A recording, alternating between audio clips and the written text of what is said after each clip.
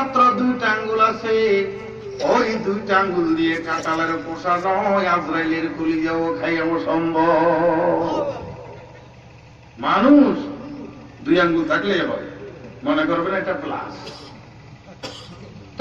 ধরবে ছাড়বে না, নিয়ে আসবে খাইয়ে। এই আঙ্গুল কে বানাইছে? আল্লাহ। আঙ্গুলটাকে কেমন ভাবে বানাইছে কোন বৈজ্ঞানিকের বাচ্চা, বৈজ্ঞানিক গবেষকের বাচ্চা গবেষক এখনো বলতে পারে নাই। কিভাবে কোত্থেকে কি হয় বিজ্ঞানিক নিজেও বলতে পারে না। আঙ্গুলের এই অংশের মধ্যে হাড্ডি, হাড্ডির এই অংশের শেষ মাথার উপরে দিয়া মাংস, মাংসের উপরে দিয়ে আবার শক্ত শক্ত নখ, যেই নখ দিয়ে খামচি মারলেই শরীরের রক্ত, শরীরের মাংস, শরীরের রক্ত পর্যন্ত ছিঁড়ে যায়। ঠিক নেই? নখ এত ধার, এত বিষ, মাংসের উপর নখগুলো, এই অংশ শক্ত, দেখা যায় কত সুন্দর ড্রোন করে দিছে আল্লাহ। জীবনে যেই পরিমাণ নখ কাটছেন, শুক্রবারে কাটছেন, 2 সপ্তাহে কাটছেন, 3 সপ্তাহে কাটছেন, 1 মাসে একবার কাটছেন, আচ্ছা যেগুলো কাটছেন ওগুলো ভালাই দিচ্ছেন, হিসাব করার সুযোগ নাই। অনেকে আছে নখ না কেটে একটু লম্বা করে রাখে, তারটা দেখলেই বোঝা যায় কি পরিমাণ লম্বা হয়েছে। তাহলে 1 মাসের নখ যদি 1 ইঞ্চি, আধা ইঞ্চি হয়, জীবনের 20 বছরের নখ কি পরিমাণ লম্বা হবে? এই পরিমাণ লম্বা নখটা আঙ্গুলের ভিতরে ছিল কোথায়? সুবহানাল্লাহ। কাটবেন আর বের হবে। শুক্রবারে কাটলেন, আগামী শুক্রবারের আগে বের হইল, আবার কাটলেন, কাটতেছেন এই মাথায়, নখের জন্ম হচ্ছে এই মাথায়, কিন্তু এখানে কাটলে দেখা যায় নখের কোনো অংশ না, এখানে মাংস, মাংসের শেষ থেকে নখের কাজ কাম শুরু। যেখানে নখের কাজ কাম শুরু ওখানে নরম নরম নখ, রক্তও না, মাংসও না, হাড্ডিও না, নখও না, নখের গোড়া শক্ত না নরম? নরম। নরমের পর থেকেই গরমের খেলা শুরু। গরমের শেষ হলেও চুরির মাথা মারলে 4টে লাগে, ধরলে 3টে ঢুকে যায়। শক্ত, এই মাথায় শক্ত, এই মাথায় নরম। এই নরমের শেষে কি আছে কোন বৈজ্ঞানিক এখনো বলতে পারে? আল্লাহ পাক রব্বুল আলামিন কয়, তুই বৈজ্ঞানিকের বাচ্চাগুলো বুঝতে পারবি না আমার কুদরতের খেলা, আমার কুদরতের সৃষ্টি। আমি যা করি আমি কুদরতের শক্তি দিয়ে করি, বুঝার জন্য কারো ক্যাপাসিটি নাই। বুঝার পর আমল করতে হবে। তুই তো আমল করার জন্য বুঝুস না, তুই বুঝুস মানুষের সাথে ভটকাগিরি করার জন্য। ওই বৈজ্ঞানিকেরা শুনো, ও গবেষকরা শুনো, ও জ্ঞানীরা শুনো, নখের গোড়ার থেকে যদি নরম হাড্ডির পর থেকে, নরম মাংসের পর থেকে শক্ত নখ বের হয়ে আসে, এই নখের গোড়ার মধ্যে এত নরম কেন? যেইভাবে নরম থেকে শক্ত হয়ে নখগুলো বের হয়, আমার আল্লাহ হুকুম করেছেন বলে বের হয়। প্রত্যেক জনের নখের গোড়ার মধ্যে যেইভাবে আছে সবার ওইভাবে আছে। নখের মাথার মধ্যে যেই পরিমাণ শক্ত, কাটতে গিয়ে যদি বেশি কেটে গেলে কষ্ট পায়। ঠিক নেই? এই নখের আঙ্গুলের মাথা নিয়ামত, সেটা বলতে চাইছিলাম। আঙ্গুলের মাথা তো নিয়ামত, এটা অনেক বড় নিয়ামত, তার চাইতে আরো গুরুত্বপূর্ণ নিয়ামত রয়ে গেছে আঙ্গুলের মাথার। নখের এই মাথার অংশটা চাষ যারা করে, হাল যারা করে, খেতে কাজ যারা করে, এই আঙ্গুলের মাথার নখের মাথাটা কত গুরুত্বপূর্ণ নিয়ামত ওরাই বুঝে। মাটির ভিতরে যখন খামচি দিয়ে টান দিছি, দেখে গেছে কাটার মাথা একটা ঢুকে গেছে, পায়ের গোড়ালিতে ঢুকে গেছে, হাতের এখানে ঢুকে গেছে। বিলের মধ্যে তো আর চুরি, টুইজার, সারাশি ওগুলো তো আর নেওয়া হয় নাই। এখন এই কাটার মাথা বের না করলে তো কাজ করা সম্ভব না। বসে বসে যার আঙ্গুলের মাথা ক্লিয়ার আছে, ও এমন ভাবে ধরা বের করে ফেলে যেন লাগে মেশিন দিয়ে দাও। তো ভালো লাগে আঙ্গুলের মাথা যদি না থাকলে নখের মাথা থাকবে না, নখের মাথা না থাকলে এই কাটা বের করা সম্ভব না। ওই লোকের কাছে জিজ্ঞেস করেন নখের মাথা নিয়ামত কিনা, এটা অনেক গুরুত্বপূর্ণ নিয়ামত, এটা না হইলে আমরা অসল। সুবহানাল্লাহ। ওই জন্য আল্লাহ পাক রব্বুল আলামিন বললেন, লা ইন শাকারতুম লা আযীদান্নাকুম ওয়া লা ইন কাফারতুম ইন্না আযাবি লাশাদীদ। আল্লাহ পাক রব্বুল আলামিন অনেকগুলো নিয়ামত আমাদেরকে দান করেছেন, বলেন আলহামদুলিল্লাহ। এই নিয়ামতের মধ্যে সবচেয়ে বড় নিয়ামত হলো এই 3.5 হাত বডি। এই বডির মধ্যে আঙ্গুলের মাথা হইল গুরুত্বপূর্ণ নিয়ামত। একটার চাইতে একটা কম না, একটার চাইতে একটা কম না, কোনোটার চাইতে কোনোটার গুরুত্ব কম না। একটা না থাকলে ওই দিকে সমস্যা। স্বয়ং সম্পূর্ণ যদি থাকলে স্বয়ং সম্পূর্ণভাবে সব কাজ করা সম্ভব। আমার আল্লাহ এত সুন্দর ভাবে মানবটা গোটা বানাইয়ে দিছি, এটা নিয়ে গবেষণা করতে গেলেই ভাঙ্গা চূড়া মিলাইয়া 2000 বছর সময়ের দরকার। আঙ্গুলের মাথা নিয়ে গবেষণা করতে গেলেই কমপক্ষে 1 সপ্তাহ চলে যাবে, তারপরে হদিস বের করা যাবে না। শুরুতেই শক্ত, শেষে গিয়ে নরম, নরমের পরে আম নাই। এতগুলো নখ আইলে কোত্থেকে কোন বৈজ্ঞানিকের বাবু বলতে পারবে না। আল্লাহু আলা কুল্লি শাইইন কাদির। আল্লাহ সমস্ত জিনিসের উপরে শক্তিশালী। উনি যেইভাবে বলে সেইভাবেই হয়। বৈজ্ঞানিকরা এটা নিয়ে গবেষণা করে নাই। কখনো যায় আসমানে, কখনো যায় মাটিতে। তার মানে এতে মানুষে বুঝতে পারে, ওই রকম আশেপাশে কিছু বলতে রাজি না, কারণ বাটপারে ধরা পড়বে। কোরআন হল সবথেকে বড় বিজ্ঞান। কোরআন যদি আপনি ভালো মতো বুঝতে পারেন, বিজ্ঞান বুঝা অনেক সহজ হয়ে যাবে।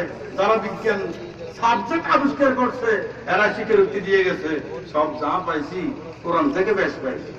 সুবহানাল্লাহ।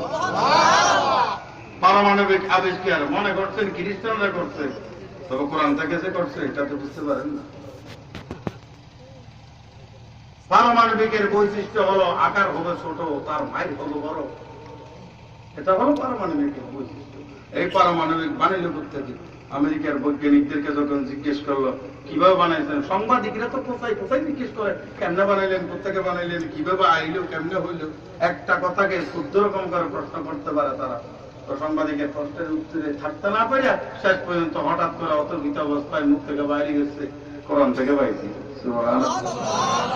কোরআনের কোন জায়গা থেকে পাইছে?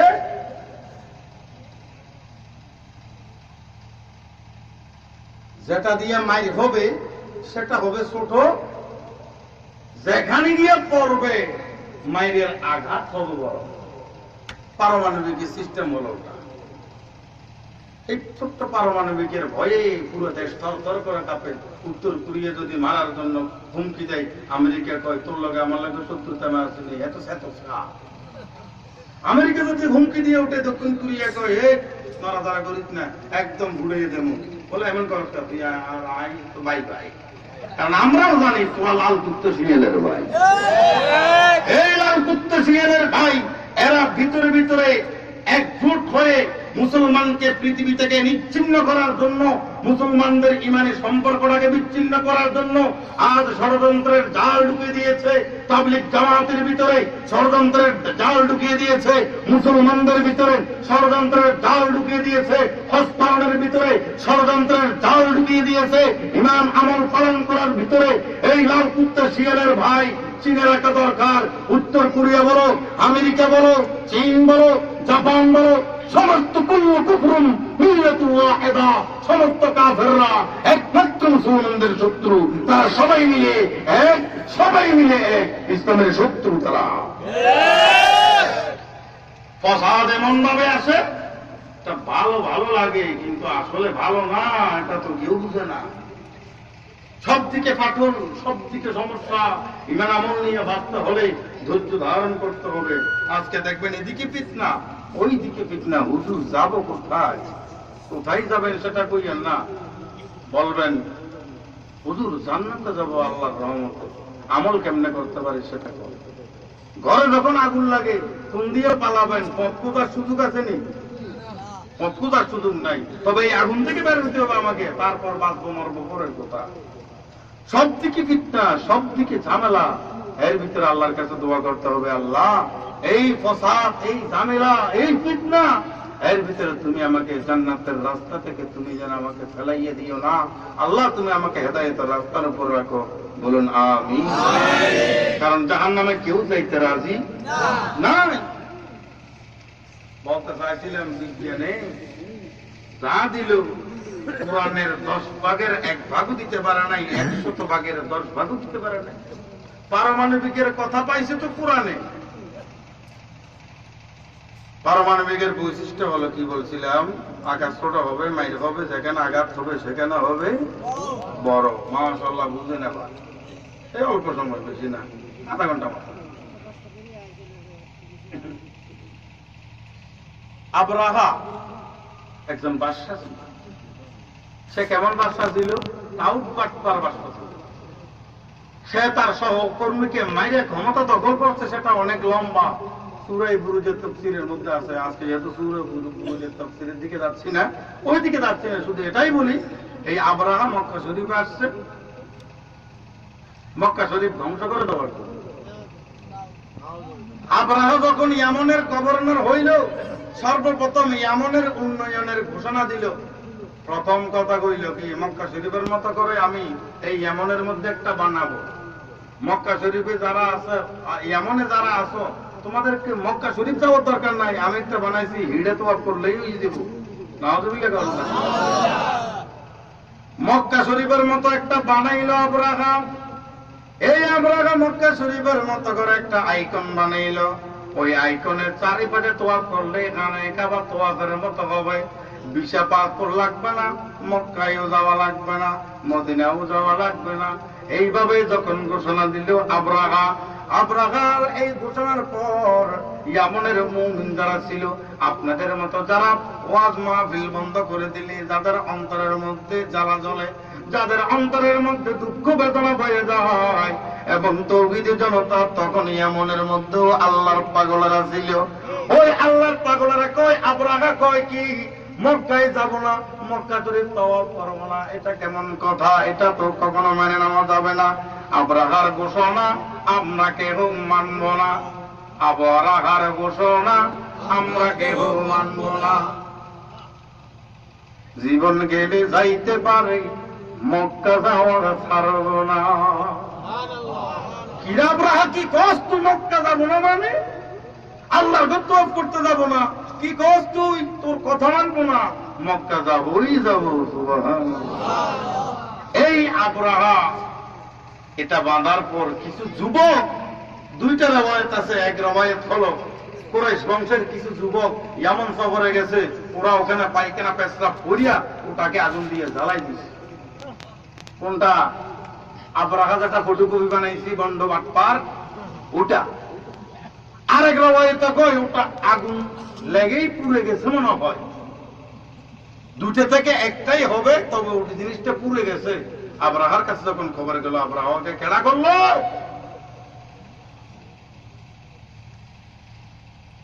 তথ্য অনুসন্ধানের দল যারা আছে, ক্লিক বাস যারা ছিল, তারা কয় এটা মক্কা থেকে কিছু মানুষ আসছিল, কিছু যুব সমাজ আসছিল। এরা সন্ধ্যাবেলা ওখানে ঘুরে করছে। ঘুরে করার পর রাত্রে ওখানে আশেপাশে ছিল, ওরাই জ্বালাই দিছে। তাহলে কুরাইশ বংশের গাড়ির উপরেই দোষটা চাপাই দিছে। আবরাহা কয় ঠিক আছে, আমার বানানো এটা যখন ধ্বংস করে ফেলছে, কুরাইশ বংশের নিয়ন্ত্রণে যে আনায় কাবা আছে, আমি ওটা ধ্বংস করে দেবো না। বড় বড় হাতি, 11টা হাতি নিয়ে আসছে, যেমন থেকে মক্কা শরীফ চলে আসছে। আসার পর মাঝখানে অনেক ঘটনা। আসার পর কয় সকালবেলা শুরু হবে, রাত্রে অবস্থান নিল, নীল নকশা করলো, কিভাবে খান আল্লাহর ঘরটা ভেঙে চুরমার করতে পারে। লোহা বড় বড় শিকল নিয়ে আসছে, হাতের গলার সাথে বাঁধার পর, এই যে বাঁধার পর টান দিবে হাতিয়ে, আল্লাহর ঘর ভেঙে যাবে।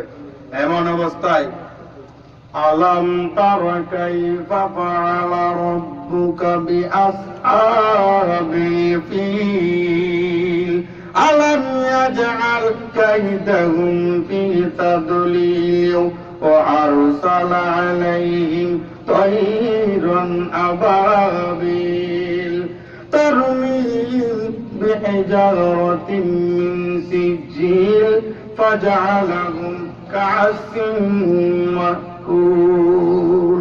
আল্লাহ পাক রব্বুল আলামিন আল্লাহর নবীকে সান্ত্বনা দেয়। বদরের যুদ্ধের জন্য যখন মনের মধ্যে দুঃখ, ও আল্লাহ 313 জন সাহাবী নিয়ে কাফেরদের সাথে কিভাবে যুদ্ধ করব, তোমার দ্বীনের জন্য কিভাবে যুদ্ধ করে বিজয় হব, আমার তো চোখে কিছু পথ দেখছি না। আল্লাহর নবী যখন এইভাবে কথা বলে, আল্লাহ পাক রব্বুল আলামিন কইলেন, ও আমার নবী, তুমি দুনিয়াতে আসার আগের বছর, কয় বছর আগে? 1 বছর মাত্র, 9 মাসের ব্যবধান। 570 খ্রিস্টাব্দে আল্লাহর নবীর দুনিয়াতে আগমন, 69 খ্রিস্টাব্দের ঘটনা। 1 বছরের মাথায় এদিক ওদিক। 1 বছরের ব্যবধান তো একদিনের কারণেও হয়ে যায়। 2018 সালের 31শে নভেম্বর, 31শে ডিসেম্বর, এর পরের দিন 2019 সালের 1 জানুয়ারি, এরপরের দিন 19 সালে, এর আগের দিন 18 সালে, একদিনেই তো 1 বছরের ব্যবধান হয়ে গেল। তবে 569 খ্রিস্টাব্দে আল্লাহ নবী দুনিয়াতে আসার আগের বছরের ঘটনা। আল্লাহ নবী যখন মনের মধ্যে একটু অস্থির লাগতেছে, কেমনে কি করব, আল্লাহ কয়, নবী চিন্তা করার দরকার নাই, সাইজ তো আমি করি, সাইজ তো আমি করি। আল্লাহ নবী কয়, আল্লাহ কেমনে সাইজ করেন কিছু তো বুঝি না। আল্লাহ কয়, নবী তুমি তো ছিলে না, তুমি তো দেখো নাই, তুমি তো জানো না। আলাম তারা কাইফা ফাআলা রাব্বুকা বিআসহাবিল ফিল, ও নবী আমার প্রিয় মুহাম্মদ, তুমি তো দেখো নাই। কাইফা ফাআলা রাব্বুকা, তোমার আল্লাহ কেমন করে সিস্টেম করেছিল বিআসহাবিল ফিল, হাতির বহর নিয়ে যারা আসছিল এগুলোকে। হাতির বহর নিয়ে কে আইছিল? আবরাহা। আল্লাহ আল্লাহ নবী কয়, আল্লাহ তো হাতিওয়ালার সাথে কিরকম হইলে না হইল এটা তো না বুঝলে বলতে পারবো না। আল্লাহ কয়, ঠিক আছে, এবার বুঝ। وَأَرْسَلَ عَلَيْهِمْ طَيْرًا أَبَابِيلَ। মাঝখানে আল্লাহ এবং আল্লাহর নবী কথা বলতে গিয়ে অনেক কথা বলে ফেললো। সারমর্মটা সূরা ফিল হিসেবে আমাদেরকে দিয়ে দিল, জাস্ট ফর কোটেশন, শিরোনাম হিসেবে দিয়ে দিল। এর ভিতরে লম্বা ইতিহাস। আল্লাহ যখন আল্লাহ নবীকে দিল, আল্লাহ কয়, নবী ভয় পাওয়ার দরকার নাই, বদরের ময়দানে যাবা, 313 জন সাথে নিয়ে যাবা, আমি আল্লাহ তো আছি, আবাবিল প্রয়োজন হলে আবার বাড়াই দেব। বদরের ময়দান থেকে অনেকজন ভাইগে গেছে কাফেররা, একজন ভাগতেছে, একজন কয়, এই ভাগস কে বেটা, আসছো, পালানোর কোনো দরকার আছে নি, আমরা তো অনেক। বলে, না অনেক কইছিস নি, মাঠের দিকে তাকাইছিস নি, এরা নামছিল দেখি 313 জন, আমি দেখি পুরো মাঠ ছাদ হয়ে গেছে, সবার হাতে আমাদের ডবল ডবল লম্বা লম্বা তলোয়ার, আর এলে তোমার ইয়ে লাগবে, ওই জন্য ভাবতেছি। রহমতের ফেরেশতা তাদেরকে তলোয়ার নিয়ে আল্লাহ কয়, নাম আমার নবীর বেইজ্জতি হবে, আমার দ্বীনের বেইজ্জতি হবে, এই বেইজ্জতি মেনে নেওয়া যাবে না।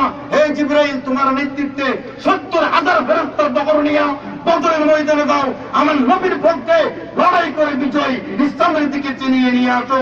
তারপরে যেন আমার হাবিবের চোখের পানি না ধরে, আমার হাবিবের মুখ যেন কারো না হয়। সুবহানাল্লাহ। আল্লাহ পাক রব্বুল আলামিন কয়, وَأَرْسَلَ عَلَيْهِمْ طَيْرًا أَبَابِيلَ। আমি আবাবিল পাখি বানাইছিলাম। আল্লাহ নবী কয়, আল্লাহ আবাবিল এগুলো কি করছিল?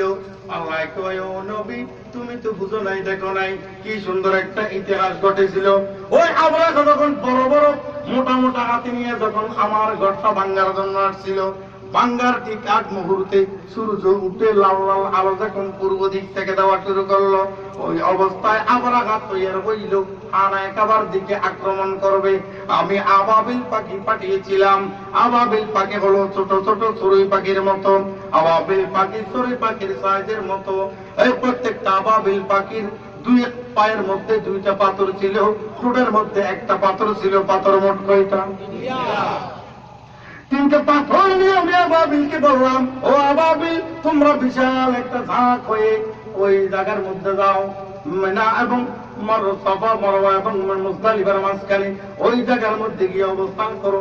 আবরাহা যে আমার ঘরের উপরে হামলা করবে, তারে গিয়ে সাইজ করে দাও।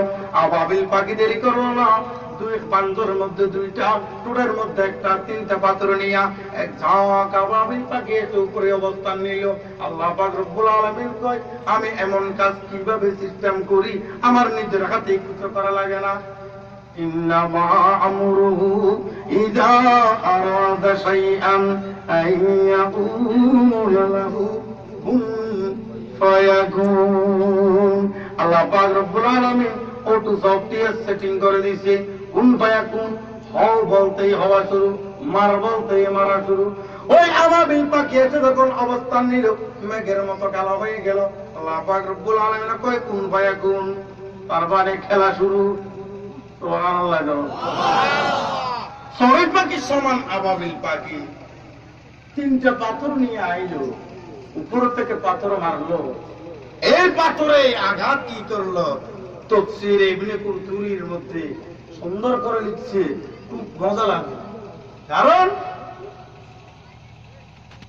আবাবিল পাখির কনফিগারের সাথে বডি ফিটনেসের সাথে মিলাইতে গেলে বাংলাদেশে চড়ুই পাখি ছাড়া আর কোনো পাখি মিলে না। কারণ চোখগুলো একটু লাল, কথা বুঝেন না, চোখগুলো একটু লাল। ওই কারণে দেখা যায় মানুষের স্বাভাবিক অবস্থা যা আছে, যখন একটু রেগে যায় চোখগুলো একটু লাল হয়। লাল হইলে বোঝা যায় খেপছে মনে হয়, কথা ঠিক কথা কয় না, চোখ লাল হইলে বোঝা যায় ঘটনা ব্যতিক্রম হইতে পারে। ওই আল্লাহ পাক রব্বুল আলামিনের কুদরতের অর্ডার শোনার পর এই আবাবিল পাখির এত রাগ উঠছিল আবরাহার উপরে, চোখ লাল হয়ে গেছে। চড়ুই পাখির মতো, চড়ুই পাখির চোখ একটু লাল।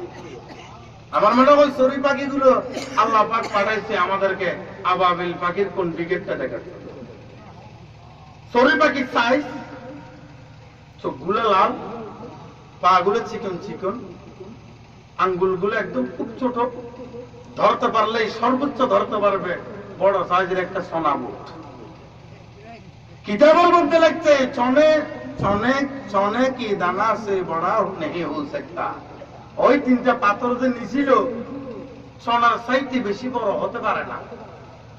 এই তিনটা পাথর কোন ভাই এখন যখন বলছে দিছে সাইরিয়া, ছেড়ে দেওয়ার পর কাহিনী হয়েছে কি, হাতির উপর যেই লোক ছিল ওই লোকের মাথায় পড়ছে, ছু মেলে যেইভাবে করার দিয়ে গাছকে ফাড়ায়, হাতির উপর আরোহীর উপর মাথায় পড়ছে, লোকটা ছিঁড়ে গেছে। ছিঁড়ার পর হাতির পিঠে পড়ছে, হাতি ছিঁড়ে গেছে। হাতি ছিঁড়ে মাটিতে পড়ছে, মাটি পিছাও দগ্ধ হয়ে গেছে। এই বড় বড় গর্ত যে হয়েছিল তৎকালীন যারা দেখছে তারা তো দেখছে ইতিহাস বই আরবের বুকে এখনো আছে, ইতিহাস তরু তাজা। আমরা তো এত কিছু বুঝি না, তো এত কিছু বুঝবো কেমনে, আমরা তো তখন ছিলাম না। তখন আল্লাহ নবীও দুনিয়াতে যেহেতু ছিল না, আল্লাহ কয় আমার শক্তি কতটুকু, ও আমার মুহাম্মদ প্রিয় নবী, তোমাকে আমি হেল্প করব। I can help for you every time everybody. নবী আমি তোমাকে অলওয়েজ সহযোগিতা করবো। তো আল্লাহ নবী কয় আল্লাহ কি পরিমাণ সহযোগিতা দরকার আছে সেটা হয়তো ভাবতেছি। বলে এটা আমার ভাবার বিষয়, আমি আবাবিল পাঠাইয়া বড় বড় হাতি বুদ্ধি তো শেষ করে দিছি। এই কাহিনী শোনার পর আল্লাহ পাক রব্বুল আলামিনের প্রিয় নবী মুহাম্মদুর রাসূলুল্লাহ সাল্লাল্লাহু আলাইহি সাল্লাম কন আল্লাহ তাআলা দেরি করে লাভ নাই, 313 জন হলে 13 জন আপনি বলার পর যদি 13 জন হইলেও আমি লক্ষ কাফেরের সাথে মোকাবেলার জন্য প্রস্তুত। সুবহানাল্লাহ। কারণ মদত করবে কে? আল্লাহ। মুমিনের কফার হাল মদতকার কে? আল্লাহ। সাহায্যকারী কে? আল্লাহ।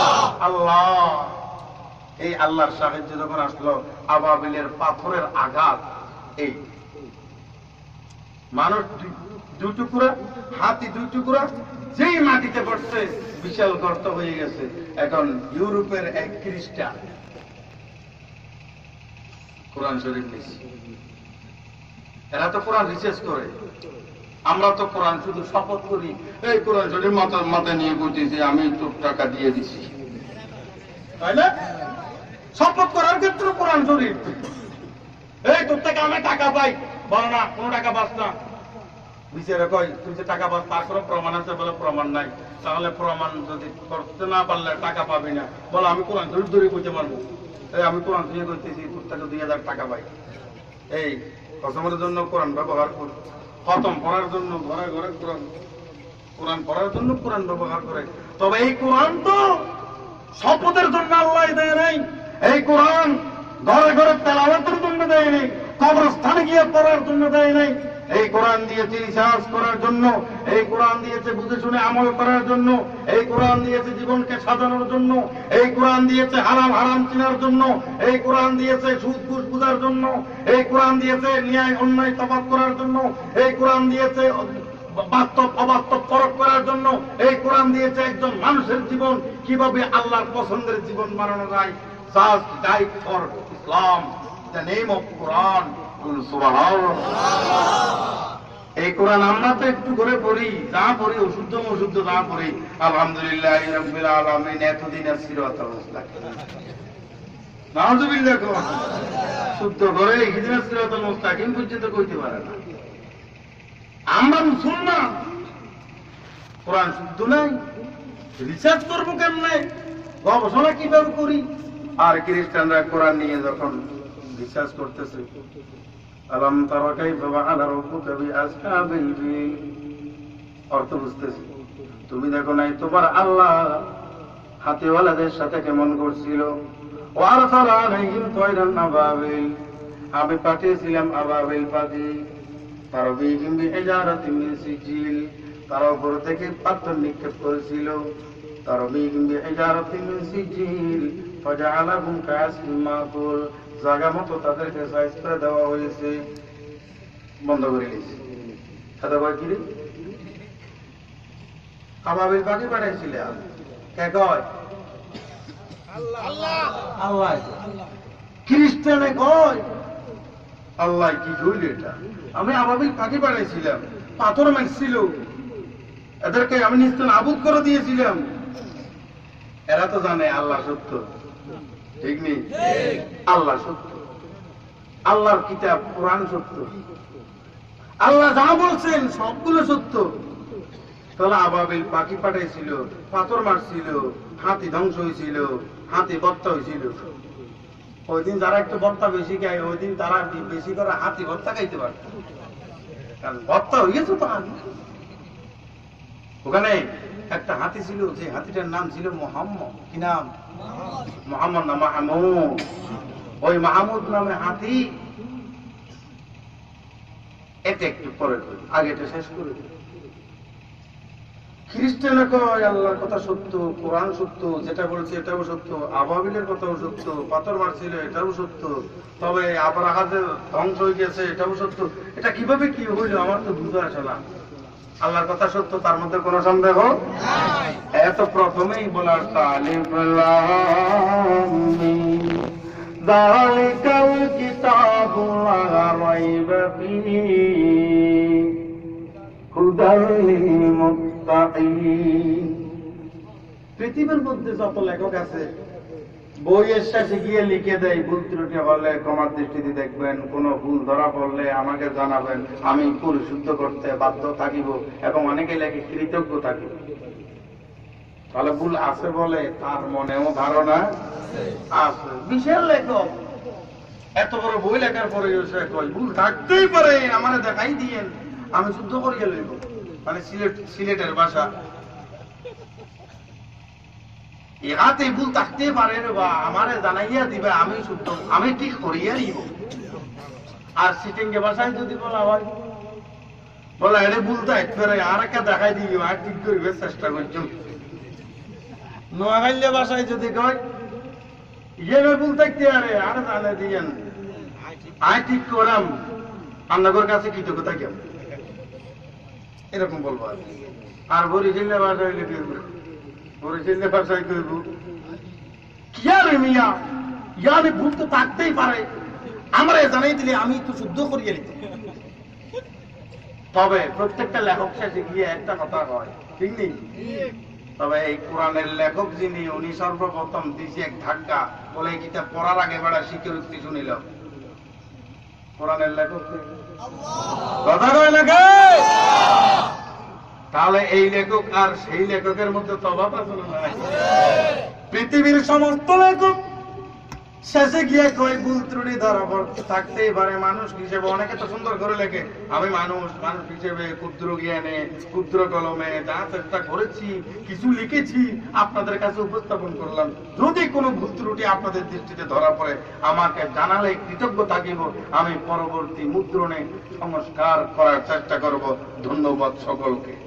আল্লাহ হয়তো ধন্যবাদের গোষ্ঠী দিলে আগে সেলিস ল তো আর কিতাবের শেষে গিয়ে ভুল ত্রুটি ক্ষমা চাওয়ার মতো কিতাব আমি আল্লাহর কিতাব নাও, আমি আল্লাহর কিতাব বলো the book is solid and correct, pure and sure, print and print available, surety and purity printed by Allah, circulation by Allah. সেই কিতাবের ছাপানো লেখানো বানানো সভ্য সাজানো সব তাক দিয়েছেন কে? আল্লাহ। এই আল্লাহ প্রথমে কয় শেষে গিয়া ভুল স্বীকার করার কি প্রয়োজন বান্দা, আগে আমার কিতাবের সাথে তোমাদের কিতাবের ভিন্নতা দেখো।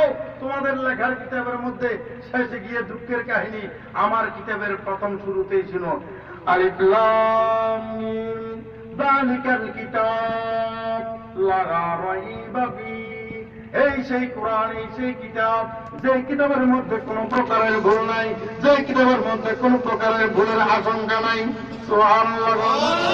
কার কথা? এই আল্লাহ প্রথমে চ্যালেঞ্জ ঘোষণা করলো হুদাল লিল মুত্তাকিন, ভুল নাই ত্রুটি নাই, সম্পূর্ণ শিওর একটা কিতাব তোমাদেরকে দিলাম। মুত্তাকিদের জন্য হেদায়েত হবে, যারা আল্লাহকে ভয় করবে, যারা তাকওয়া করবে, এই কোরআনের মাধ্যমে তারা হেদায়েত পাবে। ওইভাবে আমেরিকার খ্রিস্টান যখন এই কোরআন নিয়ে বসলো, যখন আলাম তারা কাইফা ফাআলা রাব্বুকা বিআসহাবিল ফিল যখন পাইল, পুরো কথা যখন জানলো, জানার পর সে কয় আল্লাহর কথা সত্য, আল্লাহও সত্য, কোরআন সত্য, সূরা ফিল সত্য, আবাবিল সত্য, বিজারাতিন মিন সিজিল সত্য। জোরে বলেন ঠিক কিনা? একদল সাথে লইয়া চলে গেল আরবের বুকে। ওই আরবের বুকে যাওয়ার পর গবেষক আরো গবেষক সাথে নিল, রিসার্চম্যান আরো রিসার্চম্যান সাথে নিল, গিয়ে মানুষের কাছে জিজ্ঞেস করে, জুব্বা লাগাইল গায়ের উপরে, মার রুমাল দিয়ে চাক লাগাইল মাথার উপরে, একেবারে বলে আমরা মেহমান আসছি, সফর করতে আসছি, আরব দেখতে আসছি। এইদিকে সব দিকে ঘুরে আর ঘুরে রাত্রেবেলায় গিয়ে মানুষের কাছে জিজ্ঞেস করে আবাবিলে পাথর মেরেছিল কোথায়? সুবহানাল্লাহ। তথ্য অনুসন্ধানের জন্য গিয়ে কয়, বলে এই যে আবাবিল পাথরে, আবাবিলে পাথর মারছিল এই জায়গাটা কোন জায়গায়? মানুষে দেখে দিতেছে, বলে এই তো মেনা আর মুজদালিফার মাঝখানে এই জায়গায়, এই দুই পাহাড়ের মাঝখানে এই ঢালু জায়গাতে। বলে এই জায়গা নেই, ঠিক আছে। দিনের বেলায় ঘুরে ঘুরে দেখে আর কাছ থেকে খায়, রাত্রে বেলা গিয়ে বলে তিনি মাড়ি ঘরে নিয়ে আসে। আনার পর এবার আমেরিকা নিয়ে গেছে, নেওয়ার পর মাটি পরীক্ষা করার জন্য, মাটির গ্রেড নির্ণয় করার জন্য যে মেশিনটা বানাইছি, প্রথম মাটি দেওয়ার সাথে সাথে মেশিন ফুটে গেছে। মেশিনে কয় এই মাটি আমি মাপতে পারবো না, এই মাটিতে এমন টেম্পার, মেশিন গেছে ধ্বংস। এই মাটির সাথে অন্য মাটি মিক্সচার দিতে দিতে দিতে দিতে গ্রেড যখন পাওয়ার, টেম্পার যখন কমে আসছে, পরবর্তীতে গিয়ে ধরা পড়ছে এটার মধ্যে এত পাওয়ার, যেই একটা পাথরে হাতি ধ্বংস করে ফেলতে পারে। কি পরিমাণ পাওয়ার ছিল এই মাটিতে, এই পাথরে। তবে পাথর তো পাইলাম না, পাইছি পাথর যেখানে পড়ছিল ওখানকার কিছু বালি, ঠিক নেই? এই বালির ভিতরে যদি এত টেম্পার হয়, মা গো মা, আবাবিলে পাথর গেলেছিল যে এটাতে কি টেম্পার হইতে পারে। আরেকজনা কই এই তো নাকি টেম্পার হচ্ছে তাহস না, হাতি সহজে বক্ত হয়ে গেছে এই টেম্পার। বলা হয় ঠিক আছে, ঠিক আছে, মাথায় কাজ করে না। আল্লাহর খেলা বড় খেলা, বুঝতে না পারলে কিন্তু ভীষণ খেলা। সামলাইতে পারলে সামলা, নইলে পিঠের উপর তপ্তা হামলা। খাইছিল কেনা? আবরাহা। সোনাবোর্ডের সাইজের পাথরের ঠেলা। ও মা, আবরাহা কোথায় কতটুকু ঠেলা। এই খ্রিস্টানে কই ঠিক আছে, ওখান থেকে আইনে রিফাইন করিয়ে মাটি দিয়ে মিক্সচার করতে করতে যখন গ্রেডটা বুঝতে পারছে, তখন কয় বেশি করে নিয়ে আসো, ওগুলো যত্ন করে রেখে দাও। পরবর্তীতে জর্দার কোট্টার মতো ডিব্বাতে ঢুকে গিয়ে একটু করে মাইরে দেখছে, দেখা যায় মাসকে মাস ধুমা। এই পারমাণবিক বানানো শুরু করলেও শুনক বানাই এর ভিতরে দেয় আর ফেলাইয়া কয় শেষ। ওরা পারমাণবিক বানালি পুরা জিনিসপত্র নিলি তো আমার আল্লাহর গুলা। হ্যাঁ, আমার আল্লাহর পুরে গিয়া পারমাণবিকের থেকে বালির কণা দিয়ে যদি তোরা পারমাণবিক বানায়, আজকে মুসলমানদেরকে হুমকি দেখা। আমরা মুসলমানরা তোদেরকে হুমকি দিয়ে কই, যেই আবাবিলের পাথর পড়েছে ওই ধ্বংসস্তূপের মাটি দিয়া পানি দিয়া পারমাণবিক বানাই, এটা নিয়ে মুসলমানদেরকে ভয় দেখাবে না। বেয়াদবের বাচ্চা বেয়াদব, জানোস না আমরা ওই আল্লাহর গোলাম যে আল্লাহ আবাবিল দিয়া পাথর মারাইছিল। আমাদের দিকে যদি ওইভাবে হামলা করার হুমকি দিয়ে বড় করে কথা বলো, আল্লাহর কাছে কান্না করে করে আবার বলবো, আল্লাহ আবার আবাবিল পাঠাবে, তোর বালির কোনার খেলা চলবে না আবাবিলে আবার পাথর নিয়ে আসবে, সেই দিন দেখা যাবে গেলা। আমরা তার গোলাম, যে সোনামুট সাইজের পাথর দিয়ে হাতি মারতে পারে, আমরা তার গোলাম। গোলামকে মারলে, চাকরকে মারলে মালিকের চলে। এই বেলা আমার কাজের পোলার গায়ে হাত তুললি গেলা, কাজের পোলার উপরে যদি হাত তুললে মালিকের তো দরদ হয়। নিজের পোলার উপর হাত তুললে সর্বপ্রথম কইব, যা এতের ধরে লই আয়। ওই বেড়া হাত তুলছিস কোনটা, ডানটা না বামটা? যখন কথা কয় না বলো দোটা কাটতে আলা। কার ছেলের উপর হাত তুলছিস তুই জানোস?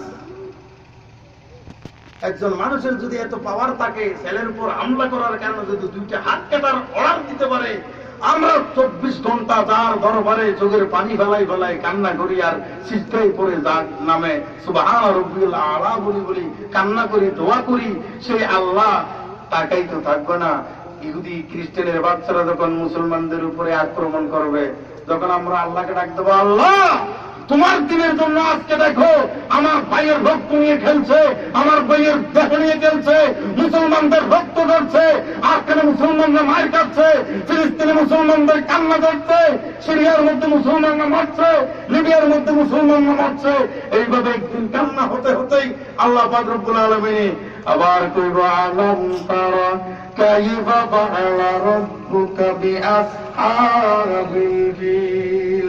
আবার আবাবিল পাঠাবে, আবার ওই সব ইহুদি খ্রিস্টানদেরকে সাইজ আল্লাহ করবে। এই সাইজ হওয়ার পর আবার পুরোটাই দুনিয়া সুন্দরভাবে যখন শুরু হবে, আমার আল্লাহর গোলামির উপরে আমরা ভালো মতো বুঝতে পারবো এই আসমানের মালিককে। আসমানের মালিক এক আল্লাহ, জমিনের মালিক এক আল্লাহ, চন্দ্র সূর্য সারা জাহানের মালিক তিনি এক আল্লাহ। লা ইলাহা ইল্লাল্লাহ, লা ইলাহা ইল্লাল্লাহ, লা ইলাহা ইল্লাল্লাহ, লা ইলাহা ইল্লাল্লাহ, লা ইলাহা ইল্লাল্লাহ মুহাম্মাদুর বলতে চাইছিলেন বৈজ্ঞানিক সবকিছু নিয়ে গবেষণা করছে, নিজেকে নিয়ে গবেষণা, আঙ্গুলের মাথাটা নিয়ে গবেষণা করলেই তো বুঝতে পারতো আল্লাহ আছে না নাই। এই কথাটা বলতে গিয়া কতটা বাইরে দিয়ে ঢুকছি, আবার জায়গা মতো নিজেকে নিয়ে গবেষণা করলেই আল্লাহর গোলামি পাওয়া যায়। বানাইছি কি জন্য? এই জিনিসটা গবেষণা করলে আজকে অশান্তিতে দিন যায়, কারণ নিজেকে নিয়ে গবেষণা কারো নাই। শান্তি চাই না অশান্তি চাই? কথা কয় না? শান্তি চাই না অশান্তি চাই? আমিরাবাদের বাইরে বললো কোথায় যাই রে, একটু শান্তি বলো কোথায় গেলে বাইরে, চারিদিকে নাই কিছু নাই যেন বুঝি নাই রে, একটু শান্তি বলো কোথায় গেলে বাইরে। শান্তি চাই না শান্তি চাই? শান্তি পেতে হলে দিনের পথে আই রে, শান্তি পেতে হলে খুদার পথে আই রে। ঠিক না বেটি? হাত তুলে বলেন ঠিক না বেটি? শান্তি পেতে হলে মাহফিলেতে আই রে। ঠিক না বেটি? শান্তি পেতে নাই রে, তাহলে শান্তি বলো কোথায় গেলে